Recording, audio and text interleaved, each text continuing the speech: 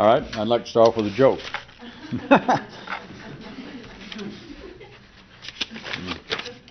Of course, I'd heard it before, so.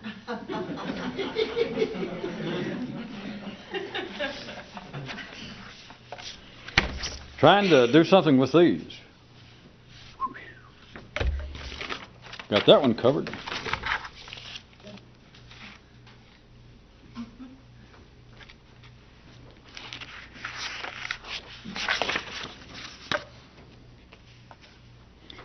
And Kyroots said, one guy describes the following. What is the human experience? And then he answers it. It is being at sea in a storm that if it should stop, we all sink. I don't need to. You all got that, right? I guess it's easy for me to say we've covered all this before and that we shouldn't do it again, but even when you can see it, even if something like this were to jog you into saying, yes, I've realized that before, the weight of the world, absolutely, no curse, but the weight, the gravity, the structure of 3D reality here, of which I must warn you, a man's intellect is not immune therefrom, is such that even though if you can get a glimpse, which all of you should know this, you can get an absolute glimpse that the nature of the secondary world, everything above the line of eating, screwing, sleeping, staying alive, the primary level of man, everything above that, we could name it all sorts of things besides beautiful, fun, a lot of, but if there's a name that most people would agree on would be trouble. Well, all the way from ordinary people, the full spectrum of those wringing their little hands, their little wimpy hands and trying to be poets and saying life is just terrible, all the way from that to people who might have a more sophisticated, educated, cosmopolitan outlook, just at the ordinary level. But even those people, presidents of universities, Nobel Prize winners, philosophers of some renown, they would probably agree that yes, life in a way is, its name would be trouble. Because it's just one thing after another. I mean, just even if it's just a little old, as philosophers call them, little pissant stuff. It's just one thing after another, right? But notice, even though, let us say that all of you, the Kyroots beat you enough and you made your own effort, did you get glimpses of that that's simply a fact? That you understand why your nervous system, why other people's nervous system would agree that yes, hey, if there's one name for life, it's trouble. But then you look right around and you forget it. That is the structure of the 3D reality, because if you did not forget it, which happens to ordinary people in an extraordinary, unprofitable manner, which they're normally adjudicated one way or the other to be less than mentally competent. So we're not talking about them. You know, that is like the people walking around that look as though they are a full-blown version of Alfred E. Newman. You know what may worry. We're not talking about that, because those people do not count. I mean, they count for something because they have to put them on the rolls to figure out your taxes for next year, but let's don't worry about that, or else you'll go, boy, that is a lot of trouble, and we don't want to think about it. But notice, even though you can get a glimpse and say, well, that's true, without any personal, at this moment, without any great personal vindictiveness toward life, with no great poetic hand-wringing in my own mind, I will have to admit, life is just like one little thing after another, just one little irritant after another. But then, you have got to see that even if you accept that and then forget it, the Kyroot then should kick in. That it's like you are in a storm. Human experience. He didn't say good experience, bad experience. The human experience. It's like being at sea in a storm of a nature that if the storm suddenly quits, you sink. That on that basis, it's not as though a sailor would go, boy, all I can do is hope that I make it through this terrible storm, because it can't last forever. And tomorrow will be a nice day, it'll be smooth sailing, and I'll be safe. Contraire. The truth is, if the storm did stop, it's to what the ordinary mind says is troubles. Just the afflictions of life, that everyone is living the life of Job redone. If that suddenly stopped, you would sink. And what is strange is, I guess I could push it further if I had to, and try and make you see that, yeah, for a second that's true, but it's true beyond some theoretical level. Because the mind, to go back, I assume you all got it when I said that there are people walking around that, in a sense, at no ordinary gain to them. They just accidentally happen, just genetic mental problems, being hit by a wrestler thrown out of the ring, accidentally on your head. That ordinary people can end up, assuming they could still verbalize, and if you said, do you find life to be a lot of trouble? And they go, no, I don't find. And you just think, well, the person's retarded or something. The point being is I want you to see that does happen. At the ordinary level, it's of no benefit, certainly to the person, but it does happen. That is, if, and I'm changing metaphors and sanity in the middle of the stream, I know. But if an ordinary person was going along and their conception of life is just one little trouble after another, but I'm trying to save up, I'm trying to finish school, I'm trying to save enough to get my nose straightened out, whatever it is, the feeling that life someday, that a better day is coming, that this storm, I'll finally get around. It's like if you're a sailor, I am stuck here at the Cape of Good Hope, but Jesus, I can't stay here forever. It's got to ease up. The wind will change enough. I'll be able to get through here. You wave at Magellan's Ghost, and you say, I'll get by, and I'll finally get in the South Pacific, and everything will be all right.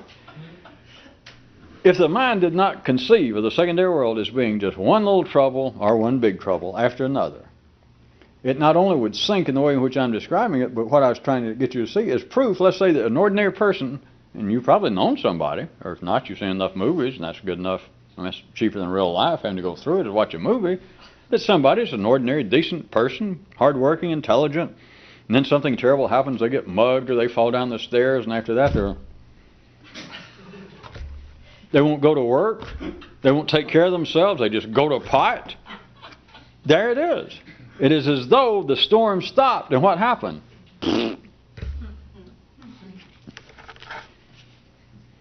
It's wonderful that we have people to use as examples so that I do not have to just agree that Kyroots could be correct theoretically. And if any of you do not know anyone that has mental problems, have you ever heard of an MIRROR?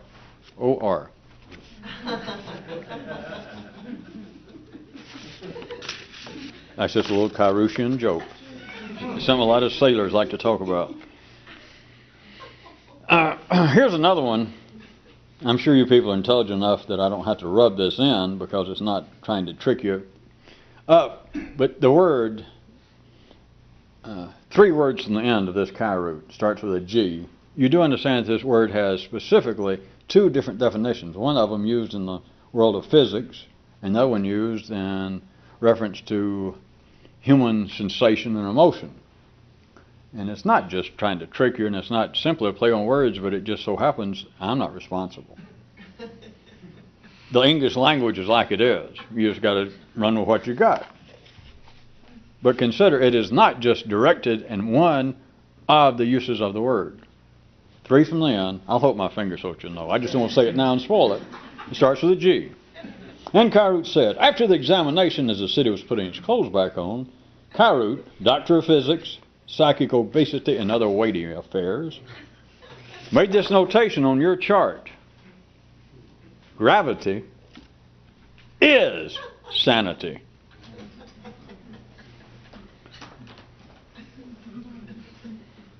I don't guess I really spoil it for you. You understand gravity in the sense of seriousness.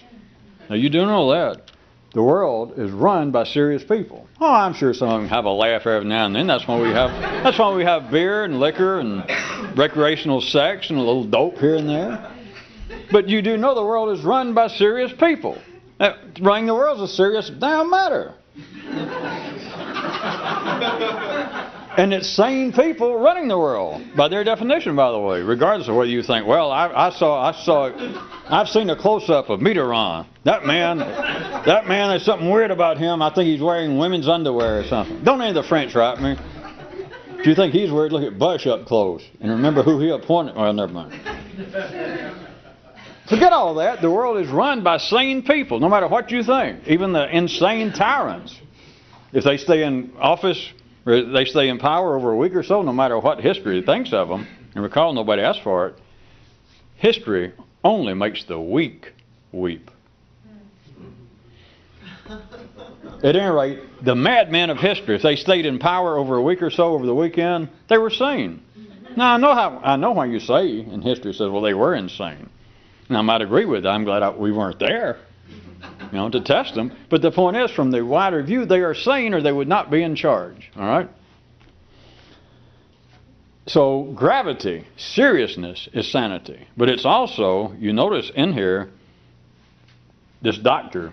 Kyroots, who is doctor not only of psychological obesity and other weighty matters, it also says he's a doctor of physics. Gravity, the situation of the three-dimensional world and what holds things together. Gravity itself is seriousness. Gravity in a sense, now I guess you would think it's getting symbolic, and you can think that if you want to. But ordinary thought, when people have it, not just out there, but when you have it, it immediately is drawn to the ground. That is the nature of the goo field. That is the nature of the lightning that is running the human nervous system. Serious thought. As soon as you have it, it's like you're playing Newton again. And you just go, you don't have to worry about apples. Thought. The ideas at the ordinary level are drawn to the planet. They're to serve the planet. They're to serve, as another Kyroots says in here, that the ultimate purpose of all human endeavors is to serve life. And it said that life, in between bites, glanced up and said it really appreciate your concern. But there is a real sense,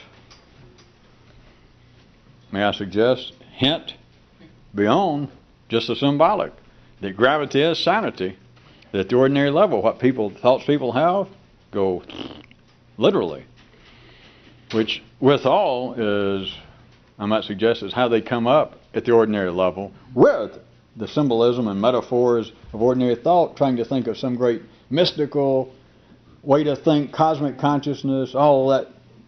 And what they're describing, they always get in that it goes off to the gods, or it's drawn out to the universe, or you're in touch with things up there. Everything they describe all over this planet, no matter what the culture or religion is, it's always something that is not earthbound. It is not thoughts that they have that do what I just described, that gravity, according to this diagnosis, gravity is sanity. Not only seriousness, but you can tell when you're serious, you have thoughts, and they're drawn immediately to the planet. They're drawn down in the same way of dropping something. Whereas revolutionists thought, I guess one reason is not trading for any more than it is on the stock market. I hate to put a name on it, but we'd be hard-pressed to call it serious.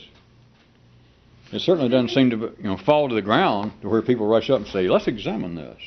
Or perhaps this is the beginning of a new age even, of Newtonian physics.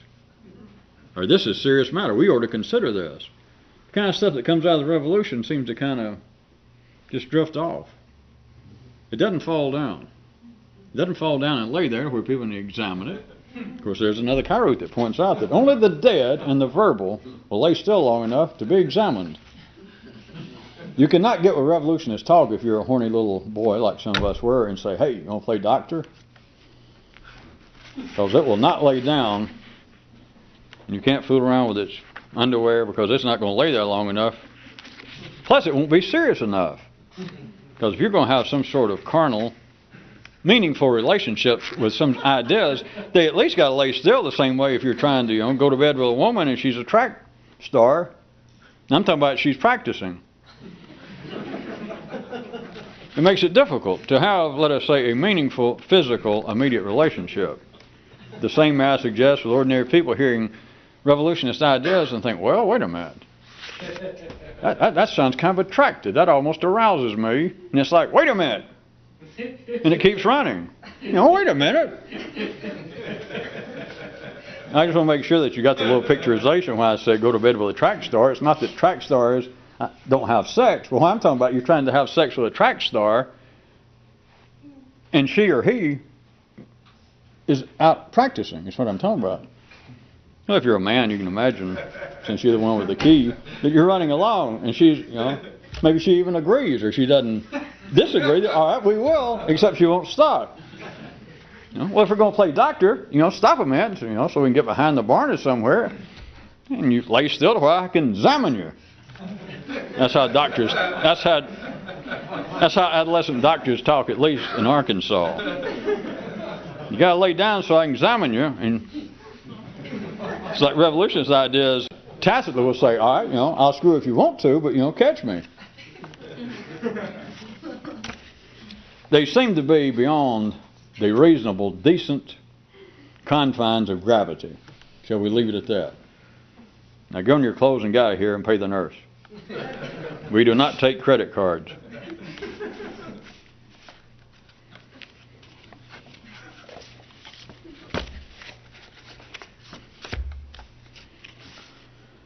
Oh, you don't want to hear this one again because Worth did it up too well, and there's nothing to say about the guy who was concerned. The guy that said his biggest laugh was now reading about the concerns that men have over genetic engineering. I really hate to. It was real long. I guess everybody should take it that liked it at all and read it themselves. I'm just going to paraphrase a little bit. The guy says he gets a big laugh out of all the concern, which I know you know about. This is like a higher version of people being concerned over the possibility in computer land of producing machines that can think. And you all do know that there are serious discussions. There are people dressing up in suits, renting conference rooms in high-class motels. I ain't talking about, this little thing, the Pink Flamingo down here on the highway. Downtown, and they're holding discussions, people with college educations, about the dangers and how close we are to creating machines, computers that can think, as well as men. And then, of course, after that, it's just over the weekend, just turn your head, and they're going to be smarter than us. And what does that portend? The dangers. Which that was funny enough. Kyroots already pulled that one on you a few years back. This is like a higher version. Forget all that. The possibility that now that we can get in and fool around with the genes of man, that we can produce superior, geniuses out of the laboratory. Well, this guy says that he finds it funny on two bases. The first is similar back to worrying about artificial intelligence. But it's like, all right, we're going to create, some way, fool around, especially if you're from the southern hemisphere of this planet, Arkansas here, Arkansas in India, Arkansas in Japan, is you think, wait a minute, we're fooling around in God's work. But what's going to happen if we let humans get in there and fool around with genetics to where they can produce a genius? What he said he found funny on the first basis was that this superior mind can only come about through these people in the lab, the genetic engineers.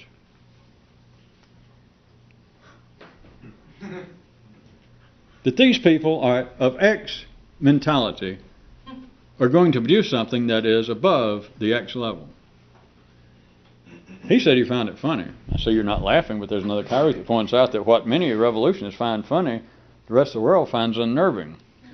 And even if you don't find it unnerving at the time, if you'll notice, one way to deal with being unnerved is to try and hold in any reaction like, well, I don't understand that. Anyway, he finds it funny that these guys are going to get together and fool around. Do you understand that no matter who they are, I don't care what kind of degrees they have in biology, genetics, they can be the laureate minds in the field of genetic engineering. But do you understand that the best they can do, which won't even work, operationally speaking, the best they can do, that you get them all together, the best they can do is clone themselves. That's simply it. It's the same thing that we're going to produce a machine. We've got men now, not mere hackers, we got mad hackers. We got guys now with IQs of well over 190 who have now been dealing for 2 generations in the world of computers, and they have reached the point now, plus they've read enough science fiction and taken enough drugs that now they can get in there and not try to fool around with some machine that just can multiply 3 times faster than you. It's going to come up now with some kind of mad brain, which does fine. It's like destroying the planet, all kinds of things. That does fine until you think, wait a minute, if his mind can make something better than that, why don't he just do it? How's he going to make a program that's smarter than his? I don't know. I don't want to think about that. That ruins a hobby, which is true. It would run a hobby. It's the same thing that we're going to turn out some kind of mad geniuses. The guy says he finds it kind of cute. How are you going to do that? Well, you don't know. We've got 5 of us. It's not just me. I got some strange ideas. I got ideas people haven't thought about. And I've got 4 partners. You put us all together and we could turn out things that are frightening. And people that are interested in such things will go, that is frightening.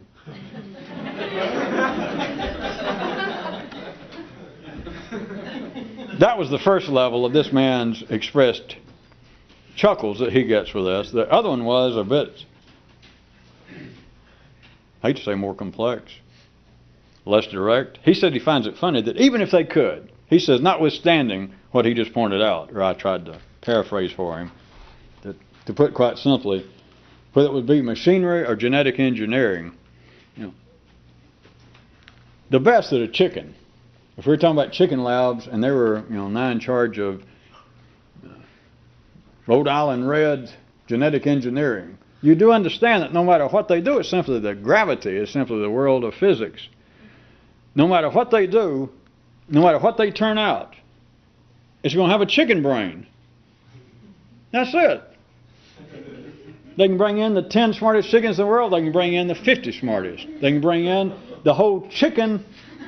They can bring in all the leading experts in the chicken world of genetic engineering and give them unlimited funds, plenty of corn. And no matter what they turn out, it's going to be a chicken brain. Now beforehand, which is part of the hobby of life, is one guy said he did it about writing books. The great thing about writing books is that you can write a preface to say what it's going to mean. Before they announce, before they turn out their chicken brain, their new thing, they can write prefaces, they can write papers, they can probably stall the thing around 20 or 30 years and maybe die before they have to face up to it. They can keep talking about, we're doing things that we don't want you people to be scared out there, you fellow chickens. You've got to trust us because we have superior chicken intelligence. We have been to school. Now, I know some of you are concerned. I've read some of the articles in the popular periodicals worrying about the ethical, the spiritual ramifications of us trying to engineer superior chicken brains, but trust us. We're decent chickens. They can keep stalling that because whatever they turn out is going to be a chicken brain. That's it. But the man says, if I'm interpreting him right, and he's not here to... He says that notwithstanding that, in other words, let's say that they can turn out a superior, that 2 and 2 can get together and somehow be more than 4. Of course, the real truth is be more than 2. I was trying to give you another way to try to look at it. Because you say 2 and 2, that even unnerves more people. He says, notwithstanding that if in some way they could turn out a superior, let's say that these humans, forget chickens, that these humans in some way could get together and through genetic engineering turn out a superior, what they call, and I'm not picking on it, what they call a superior mind. And don't look at look for some exotic definition or connotation. At the ordinary level, you think you know what it means if they say, well, through genetic engineering, we could turn out better minds, or at least at one at a time. That if we actually got in there with what we know now, or even playing around with artificial insemination, the guy that dreaming about taking the sperm of all these people of higher IQs and then inseminating women with higher IQs. In other words, to build up the intelligence. He's saying, even if that's true, by their definition, and people, even your own nervous system thinks, well, that's true, that it could happen, or it's possible, that they're going to turn out an intellect that is superior to what's going on now. Now, the only reason you do it is for what? They say, well, if we had superior intellect, we could solve more of the human problems. And at the ordinary level, where are you going to say that? You think, well, yeah. Other than the fact that a few people here and there understand that, what's known as the human problems is, if they could be stopped, you're not even going to have time to holler, man overboard. We're all down. What they're calling problems is just no problems at all. So in other words, even if they had superior intelligence, and the only reason that they want to create a superior intelligence, humans have always said this, is to better deal with the problems of life. And of course, what they're not saying is deal with the secondary problems of life. Because it's not the primary problems. There's nothing else to deal with. I'm hungry, eat. I'm horny, screw. I'm cold, get warm. I'm tired, go to sleep. I hate to spoil any of your fun, but humans and chickens, as a matter of fact, figured this out at least by your own reckoning, by your forefathers, by written history. Oh, easy 8,000 years ago, they had that down. They just got to that, all right? Notwithstanding the fact there may be people going hungry right now, and there may be people that through no fault of their own because of having funny noses or not being very intelligent may not have as much sex going on. So I know that. But it doesn't mean they don't know what the problem is. Do you have a problem with sex? Yeah, I can't get any. That sort of thing. It's not that a man's walking around or a woman horning to death thinking, God, what a problem. I wish we had more geniuses to figure out what to do. It's like I'm starving. I wish we had some kind of superior, if I had a computer and they had a good program to tell me what to do. Eat, klutz, eat. They had that figured out, you understand? So when they say that if we had somebody, if we could bring together more of the brilliant minds, if we could if we could crisscross and cross-discipline between different cultures and sciences and raise the IQ of a few people here and there and get together, we could deal more effectively with the problems of life. What they're saying is the secondary problems. It's not the primary problems. There's nothing else to deal with. Nothing. That's why you laugh. I mean, it's not a joke, but there is nothing. The primary problems are not problems. That is, there is no question to answer. We're hungry. Well, we'll work on it. What can you do about being hungry? You know that. So they're talking about secondary problems. But then if you see what's known as secondary problems can't be cured, because if they could be cured, it'd be suicide. So what he's saying is, the funny part is, if they could do it, what would be the purpose? If suddenly, which they can't do, but if you had a person over here, suddenly a young boy comes out of the lab, the first genetic robo-intelligence, that the guy has an IQ they can't measure, what are you going to do with him? What they'll say is, he'll solve the secondary problems of the world. No. What he is the ultimate Frankenstein if they could do it. Because he says, all right, the secondary problems of the world, whatever he said to do, of course, what it amount to, and I'm really stretching because they couldn't have it, what he'd say to do is, hey, stop it. Because the secondary problems of the world is not hunger, not sex, not staying alive. It's the old joke. Doctor, it hurts when I do this. No problem, don't do that. That's what this genius, dealing with secondary problems, they'd holler, it hurts when we do this. And he'd say, don't do that. Now stop, we all sink. Not even a suicide note. We're just gone. Bye.